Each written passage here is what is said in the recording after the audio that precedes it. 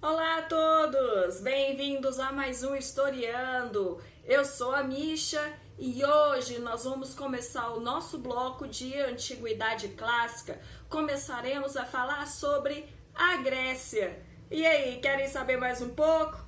Então vamos lá!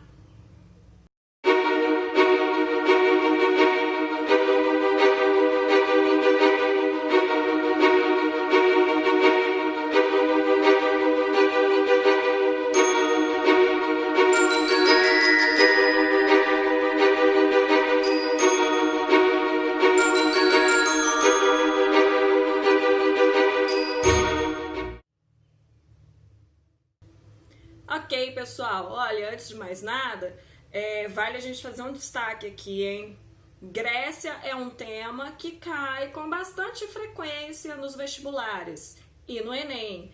Vale só destacar no Enem do ano passado, foram 3 questões sobre a Antiguidade Clássica. Então vale a pena dar uma estudada em Grécia, hein?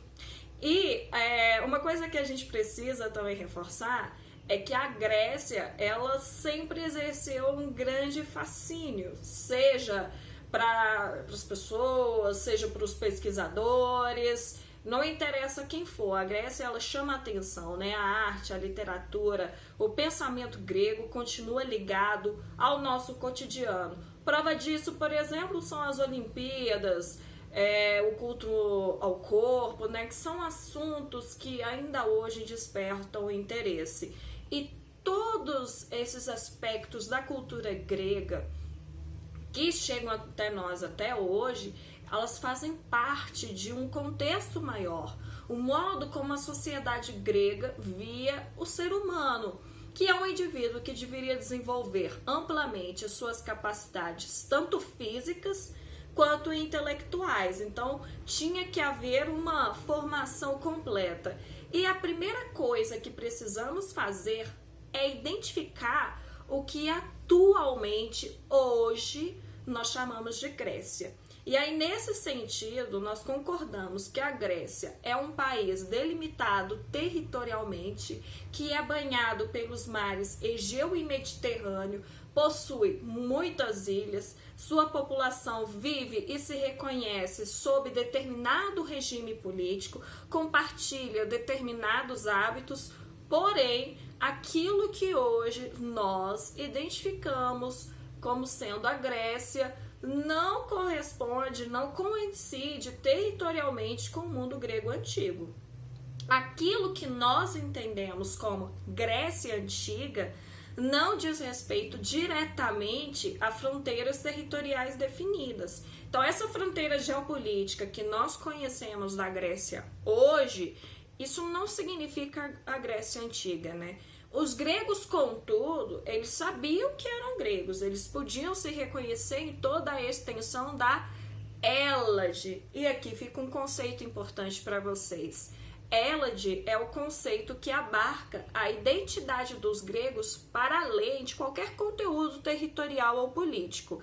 É o que se entende também por helenismo, ou seja, é compartilhar a mesma língua, mesmo que houvesse dialetos diferentes, os mesmos deuses, os mesmos santuários, rituais, costumes, enfim, a mesma cultura. E os gregos antigos, eles nunca formaram um estado unificado, mas eles estenderam sua influência sobre uma vasta área geográfica, né? A leste do Mar Negro, no litoral da Ásia Menor, nas ilhas do Egeu, na Grécia continental, no sul da Península Itálica, em grande parte da Sicília, nas 2 costas do Mar Mediterrâneo, de Cirene, na Líbia, até alguns pontos costeiros, né, da atual Espanha. Enfim, ficou uma cultura bastante espalhada. E aí vale a gente destacar um pouquinho sobre a Grécia continental, porque a Grécia continental é dividida em 3 regiões, sendo o Peloponeso ao sul, que se liga à parte central por um pequeno istmo, a Ática na Grécia central e separada por uma cordilheira e acessível pelas Termópilas está a região norte da Grécia. E os gregos eram originários de 4 grupos étnicos. os aqueus, os jônios, os eólios e os dórios, que migraram para a Península Balcânica entre 2000 e 1200 a.C., e os gregos antigos criaram sociedades diferentes.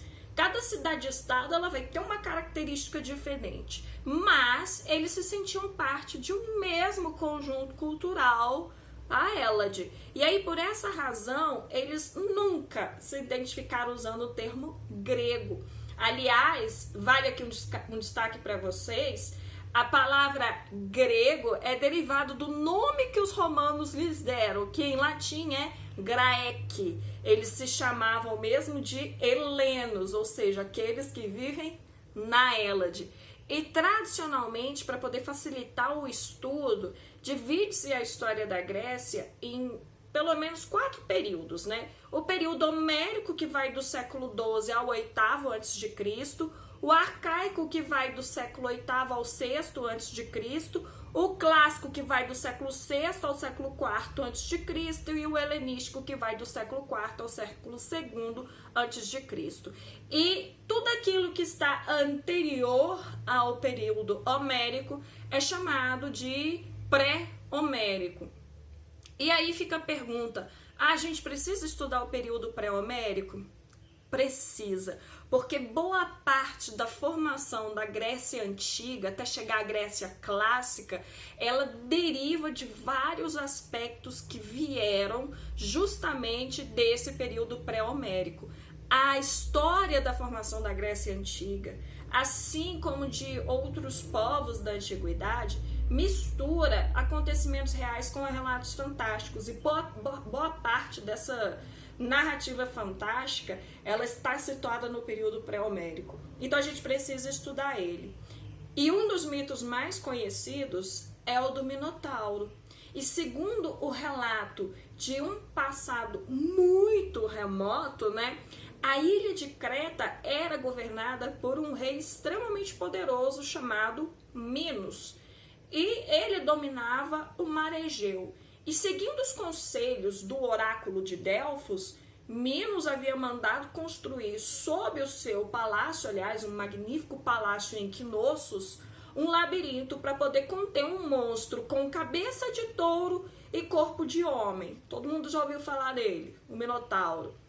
E aí, quando o filho do rei Minos foi morto por atenienses, para poder se vingar dos atenienses, Minos ordenou que Atenas enviasse anualmente, como uma oferenda ao Minotauro, 7 moças e 7 rapazes que iriam lá, oferenda, vocês entenderam, né? Que era para o Minotauro poder comer essa galera. E aí, obviamente, que vai chegar um momento que os atenienses vão se rebelar, né? Porque da onde que a gente vai tirar esses 7 homens e 7 mulheres aí, né? E aí entra a história do herói Teseu, que vai entrar no labirinto com aquele famoso fio, ele vai libertar os prisioneiros e matar o Minotauro. O Minotauro, obviamente, é um personagem mítico, apesar que, se você quiser acreditar, não sou eu que vou discutir a sua crença, né? Sim, eu conheço gente que acredita no Minotauro. Parênteses à parte, o rei Minos também provavelmente é um personagem mítico. E, para vocês terem noção da problemática da história, é que a cidade de Atenas sequer existia nessa época, né? Portanto, a lenda, ela narra de forma simbólica o tempo em que os cretenses dominavam o mar Egeu. Então, pelo menos a gente tem noção, né, de que tinha alguma coisa ali.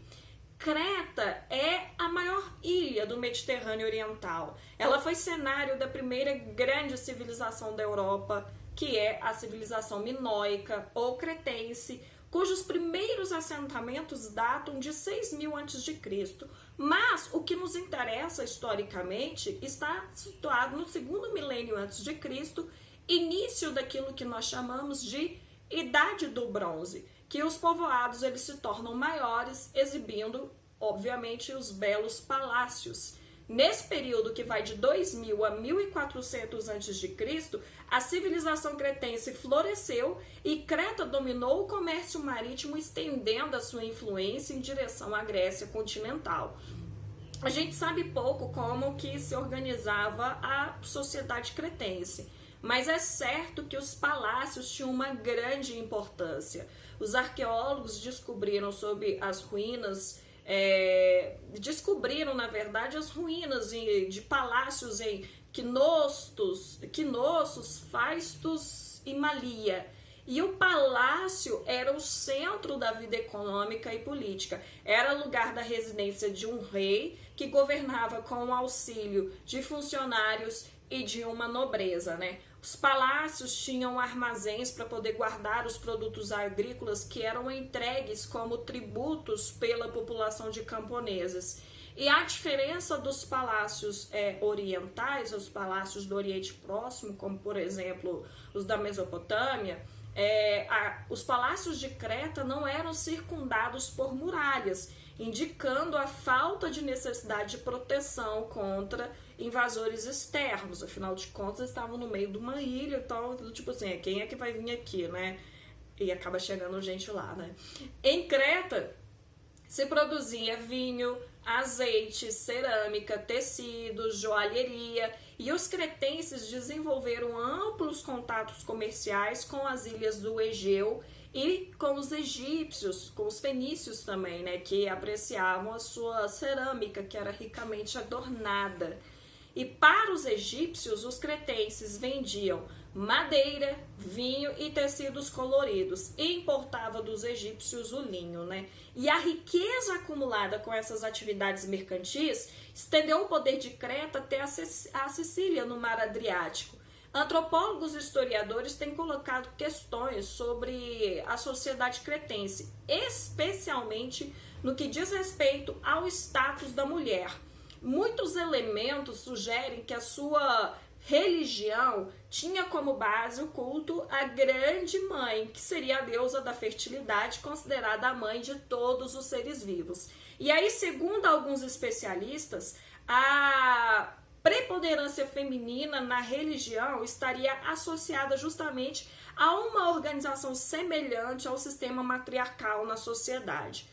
Porém, outros acreditam que os dados iconográficos, principalmente as pinturas encontradas em cerâmicas, não são suficientes para poder fundamentar essa interpretação, uma vez que nem sempre é fácil você conseguir distinguir as representações divinas das imagens de sacerdotes, sacerdotisas e adoradores. Vale aqui um destaque interessante: os cretenses eram alfabetizados e sua escrita parece ter sofrido grande influência do Egito e do Oriente Próximo. Nos arquivos palacianos foram encontrados tabuinhas de cerâmica com uma escrita que ainda não foi decifrada, mas ela talvez foi utilizada para poder contabilizar os bens do soberano. Essa escrita é conhecida como linear A, e o alfabeto cretense inspirou a escrita linear B, que era utilizado pelos habitantes de Micenas. Em torno de 1400 a.C., a sociedade cretense encontra o seu fim. E as causas não são muito claras. Terremotos, revoltas das populações que estavam submetidas aos palácios, invasões de povos estrangeiros, são algumas das causas apontadas. E os historiadores acreditam que Creta foi subjugada pelos aqueus, que é uma tribo de origem indo-europeia que se estabeleceram em Micenas e em outras cidades da Grécia continental por volta mais ou menos de 1900 a.C. Em 1450 a.C., os micênios tomaram Knossos e acabaram com o controle econômico de Creta sobre o Mar Egeu. Eles ampliaram suas redes mercantis a leste e a oeste, atingindo a Sicília, o sul da Península Itálica, os portos costeiros da Síria e da Palestina. E aí começava assim o período micênico, que se prolongou até 1100 a.C. E sob a hegemonia de Micenas, os aqueus também conquistaram a cidade de Troia, na Ásia Menor, numa guerra que se estendeu por 10 anos. Diz a lenda que o conflito resultou do rapto de Helena, que era a esposa de Menelau, rei de Esparta, né, pelo príncipe Paris, que era filho de Príamo de Troia. E aí a arqueologia nos traz uma outra versão, né? Eles dizem que Troia foi fundada mais ou menos por volta de 3000 a.C. E Troia era uma rica cidade. E aí os aqueus provavelmente empreenderam uma guerra com motivo de saque. E aí em 1220 a.C., Troia foi conquistada. Inicialmente, os aqueus eram bandos de guerreiros originários dos Balcãs, mas a partir do momento em que se instalaram em boa parte da Grécia continental, aprenderam muito e principalmente sofreram influência cultural dos cretenses. Os reis do Peloponeso, especialmente o da cidade de Micenas, enriqueceram assim, absurdo. A opulência de Micenas no século XIV a.C. pode se explicar em parte pelo considerável saque trazido de Creta, né? No entanto, a influência maior da civilização cretense permaneceu justamente no desenvolvimento da escrita. Os gregos de origem aqueia evoluíram e eles desenvolveram uma civilização centrada em palácios que ficou, como vocês sabem, conhecido como micênica, numa referência à poderosa cidade de Micenas, que era a mais influente dentre todas as que existiam na época. E constituíram reinos independentes em torno de cidades poderosas que se uniam algumas vezes por interesses comuns e aceitavam obedecer a um único líder. E aí o exemplo maior que a gente tem é a Guerra de Troia. E nesses reinos, o poder monárquico forte concentrava a riqueza ao abrigo de enormes muralhas, né? As acrópolis, as cidades altas, no caso, né? Ou então em palácios fortificados. E essa civilização militar contou também com uma grande burocracia, inclusive, e aqui fica um destaque, marquem isso, hein? Alguns estudiosos denominam esse período de despotismo de tipo oriental. O que significa isso? Despotismo de tipo oriental é um poder forte apoiado numa burocracia centrada nos palácios. Então isso vale para Creta, isso vale na Mesopotâmia, isso vale na Fenícia, isso vale no Egito, nossas civilizações da Antiguidade Oriental, cabe esse despotismo de tipo oriental. Então, se cair na prova de vocês, fica ligado, hein? A economia, ela era controlada pelo Estado. Da vida rural à indústria, ao comércio, tudo era registrado por meio da escrita. Também o comércio marítimo, assim também como as expedições de pilhagem eram desenvolvidos por essa civilização, e isso fez com que se espalhasse a cultura grega pelo Mediterrâneo, ao mesmo tempo em que permitiam aos gregos assimilarem influências orientais. E isso fica muito claro nos vasos produzidos por esta civilização, como vocês podem observar. Outros grupos aparentados aos aqueus, como os eólios e os jônios, povoaram a Grécia até o século XII a.C., quando finalmente os dórios dominaram a região e provocaram o colapso da cultura micênica. Justamente o colapso da cultura micênica marca o início do período arcaico.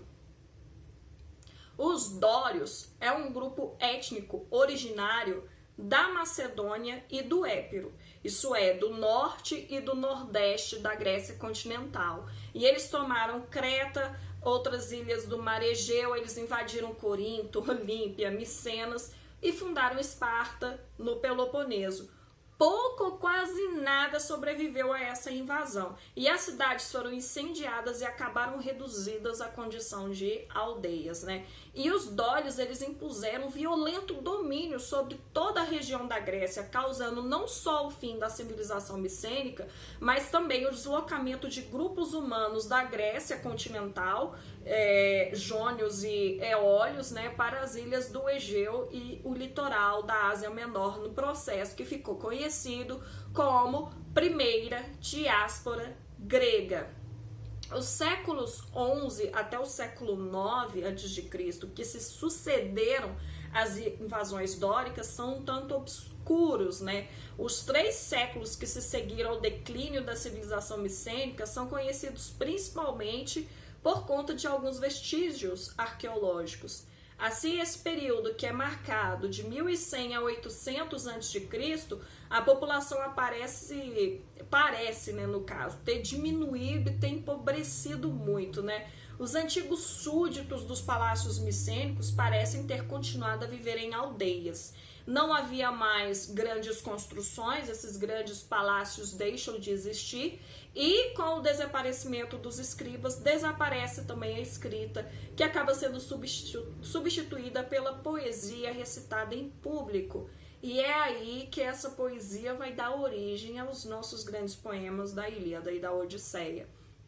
Houve, entretanto, certa continuidade no uso de técnicas, pois o cultivo da terra e o fabrico de vasos de cerâmica davam sequência às tradições anteriores. E os novos dominadores da região continuaram a adorar os mesmos deuses, a realizar os mesmos rituais, modifica a forma de sepultamento, né? Na civilização minoica e micênica, eles eram sepultados em grandes túmulos, né? E isso deu lugar à cremação simples dos corpos.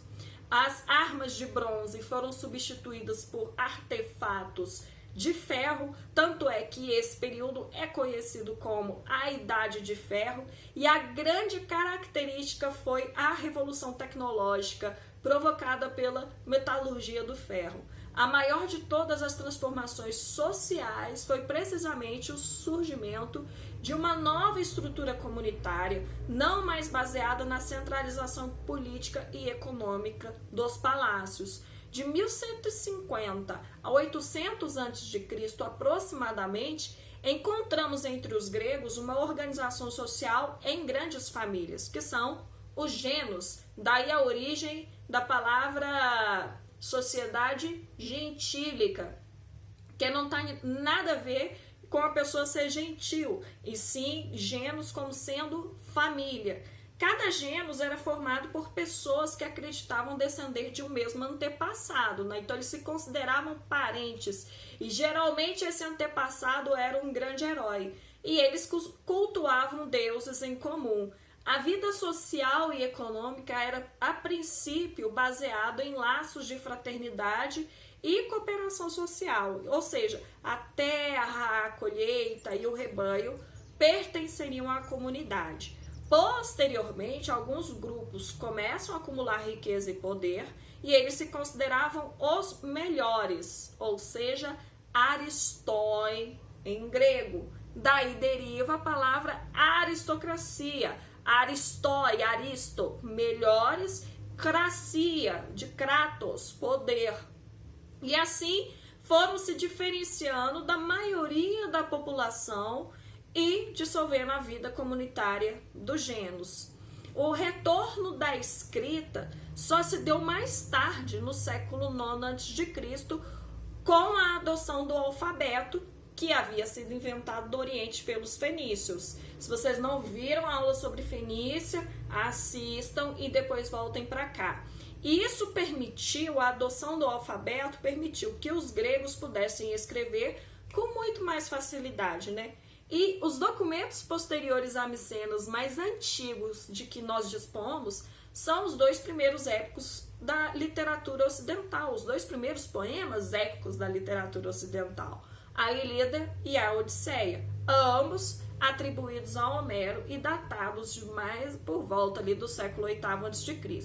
Então, embora narrem as aventuras da Guerra de Troia, no caso da Ilíada, e de seus heróis na Odisseia, os poemas homéricos eles misturam 3 períodos históricos distintos: a Idade do Bronze dos palácios micênicos, o mundo grego após a invasão dórica e a época do próprio Homero. Mas ainda são uma fonte preciosa para o conhecimento da economia e da sociedade grega entre os séculos XII e VIII a.C., ou seja, o que a gente chama de período homérico.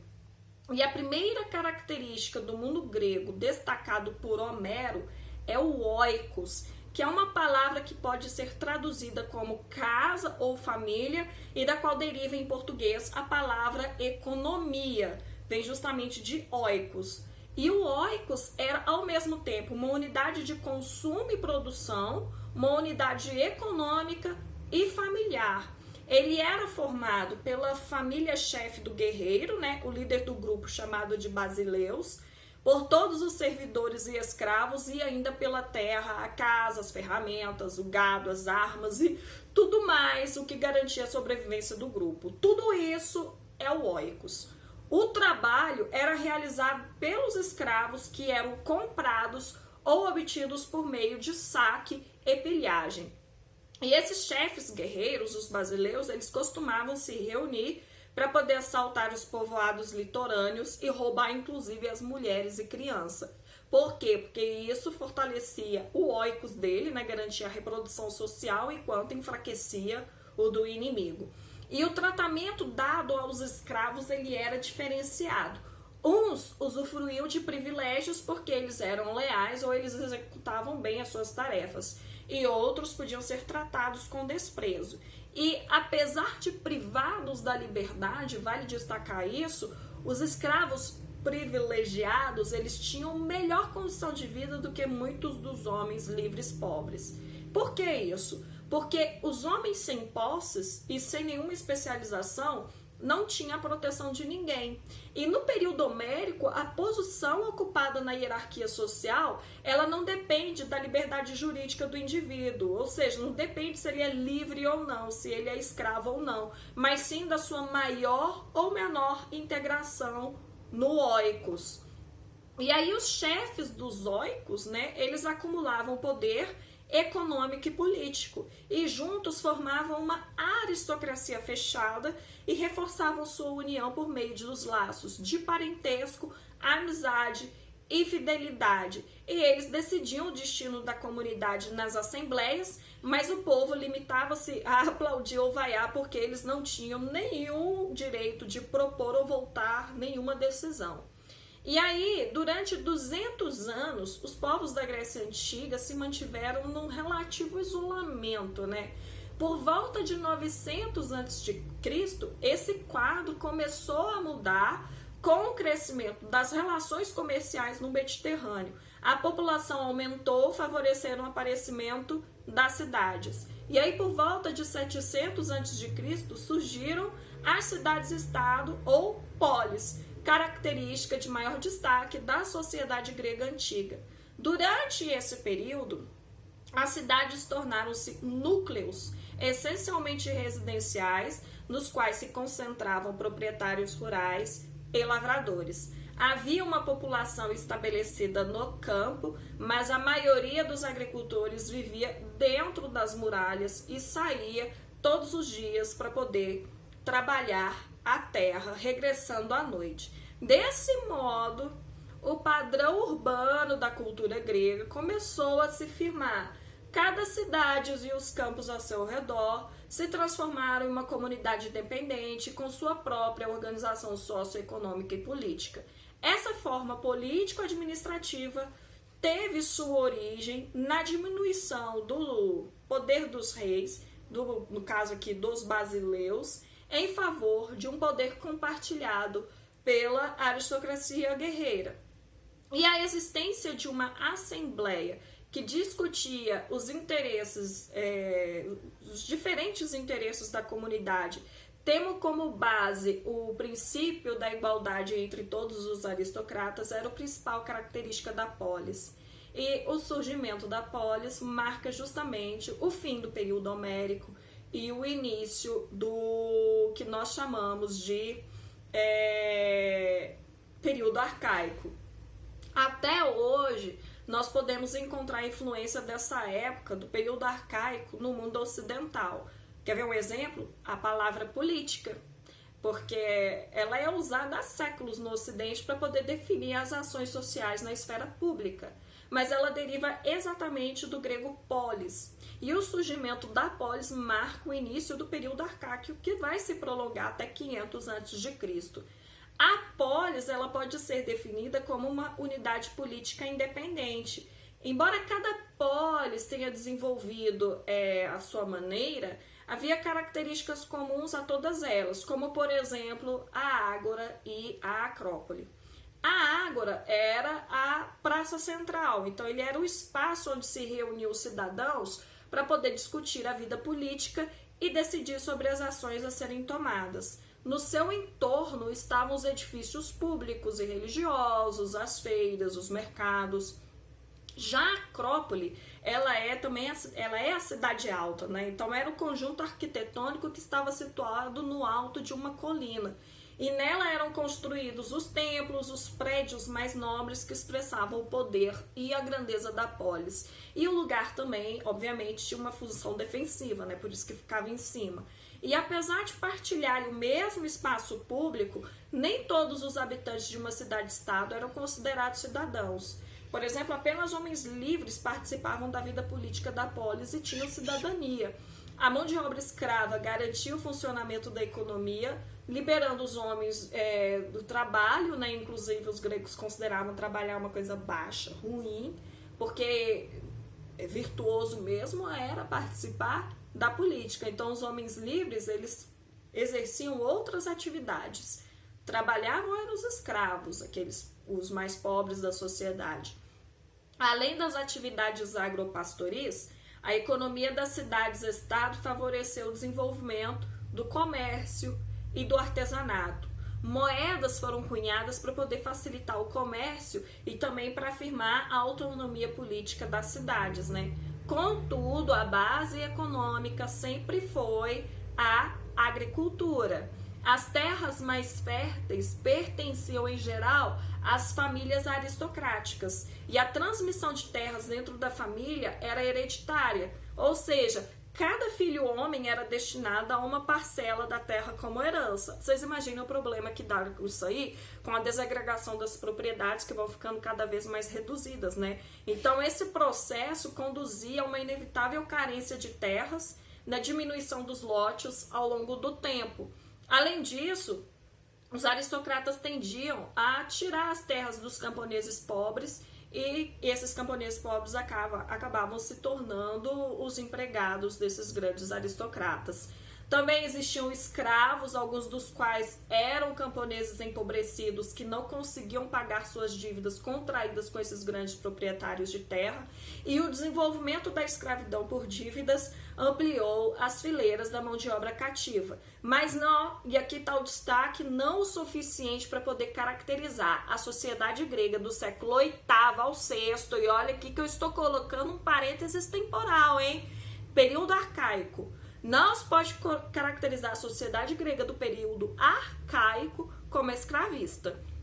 Naquele período, os escravos constituíam uma pequena parcela da população e não tinha grande importância na vida econômica.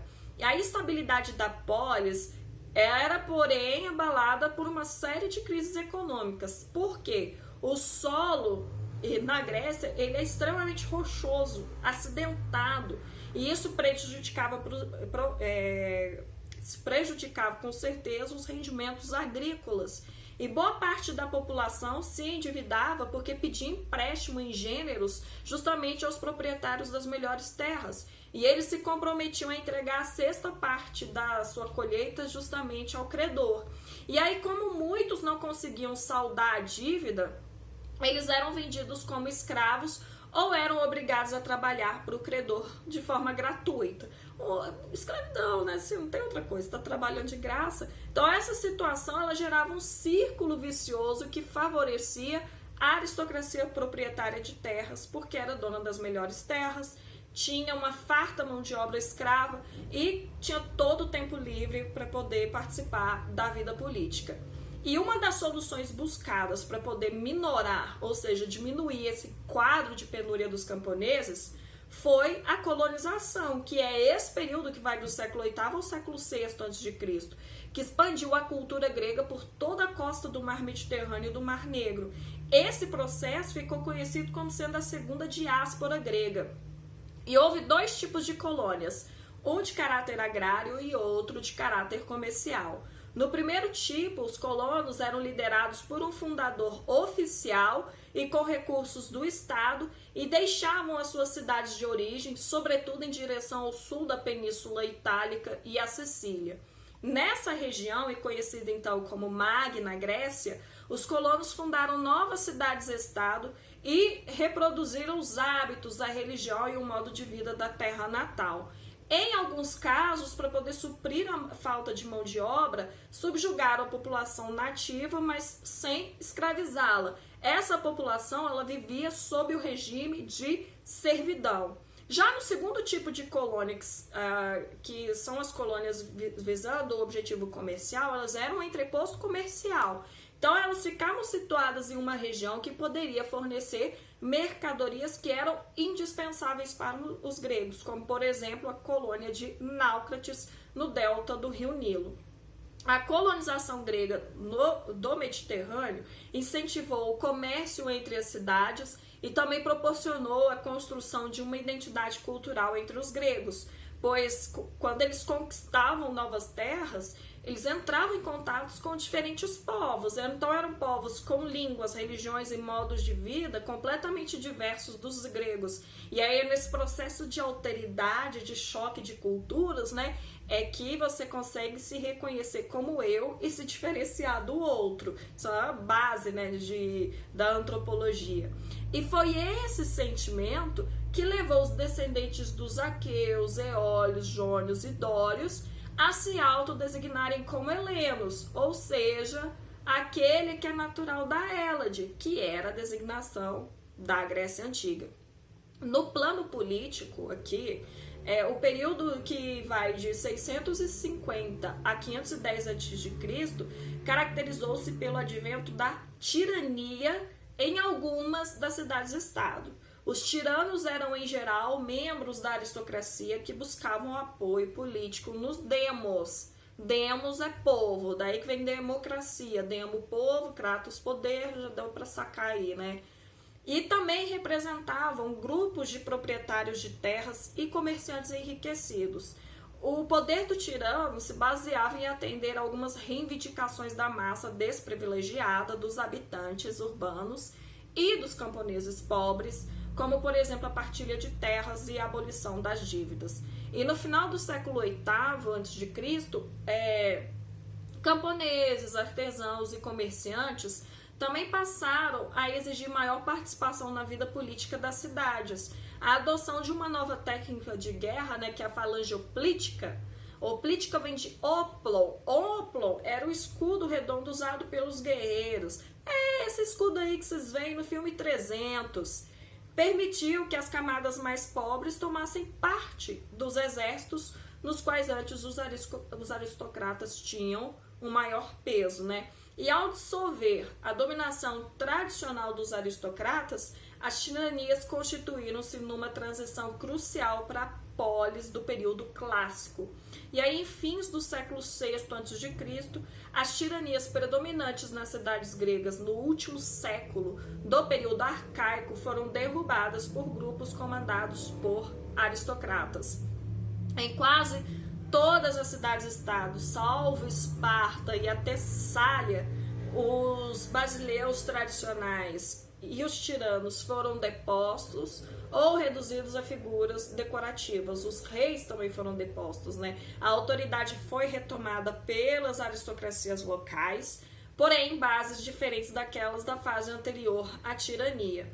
E a partir de então, em algumas cidades-estado, a democracia iniciou o seu processo de desenvolvimento. E também se desenvolver a produção artesanal, comércio, trazendo a necessidade de ampliar as áreas de cultivo, estabelecer novas colônias para poder resolver o problema da falta de terras na cidade grega e também ampliar o fornecimento de cereais e a exportação de produtos como o vinho e o azeite. E tal expansão econômica ela só seria possível graças à utilização da mão de obra escrava, que trabalhou nos mais diversos setores produtivos da sociedade.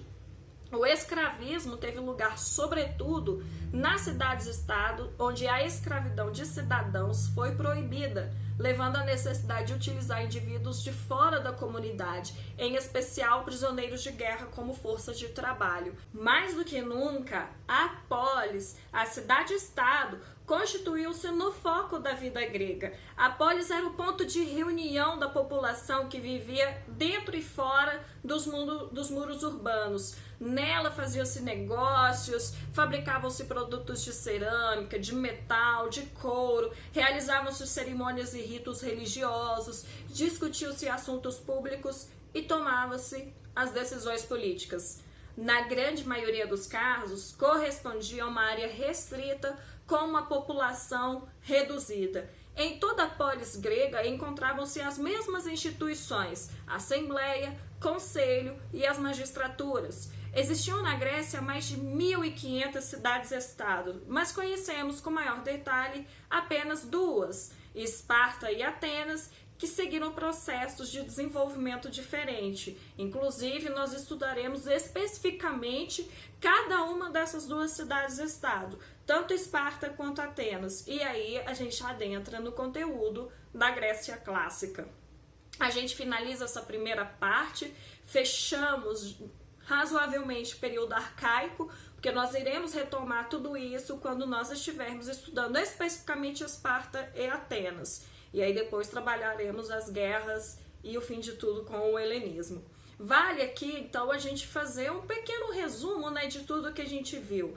Nós começamos estudando o período pré-homérico, que é o período da realeza minoica e micênica, também chamado de Idade do Bronze, que vão dos séculos XVI, na verdade do século XX a.C., né, até o século XII a.C., a gente vai analisando até o de início do ano 2000, né?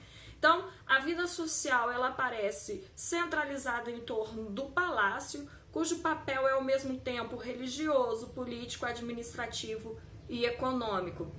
O rei concentra e unifica em sua pessoa todos os elementos do poder, ou seja, todos os aspectos da soberania. Nós vimos aqui que tanto a Grécia do período minoico quanto micênico, nós estamos falando de uma tassalocracia. Nós vimos isso na aula de Fenícia. Não sabe o que é a tassalocracia? Assiste então as aulas passadas. Então nós vimos que é tudo centrado com base do comércio marítimo. Então isso é um ponto chave aqui.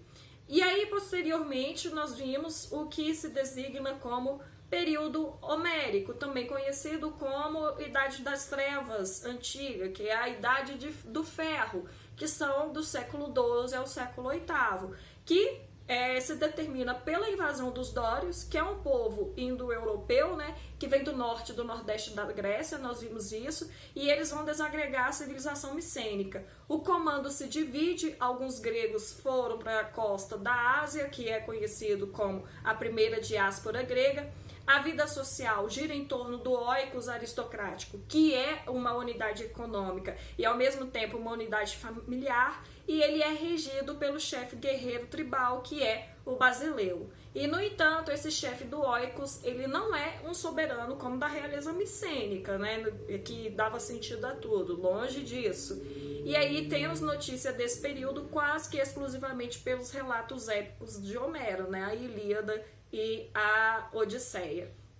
Posteriormente, nós vimos o período arcaico, que vai do século VIII ao século VI. No período arcaico surge a polis com sua lei escrita, a palavra publicizada. O desenvolvimento da polis aparece como sendo o quadro essencial da civilização grega. As cidades superpovoadas começam a estabelecer colônias, é o que fica chamado de segunda diáspora grega, e o comércio se desenvolve e é a época das tiranias. Em suma, é isso que vocês precisam reter sobre esses três períodos. Claro, né, vale a pena a gente lidar um pouquinho com as especificidades, porque isso acaba sendo um diferencial na hora de resolver uma prova. Foi um prazer estar aqui com vocês. Se vocês gostaram do vídeo, curtam o vídeo, compartilhem principalmente com quem precisa, quem está sem assistir aula nesse período. Não deixa esse conteúdo ficar perdido, não. Foi um prazer estar aqui com vocês. Não deixem de nos seguir no Instagram. Lá a gente posta muito conteúdo voltado também para a história. A gente posta esqueminhas dos resumos dos conteúdos trabalhados em videoaula. Tenho certeza que vocês vão gostar e até a próxima!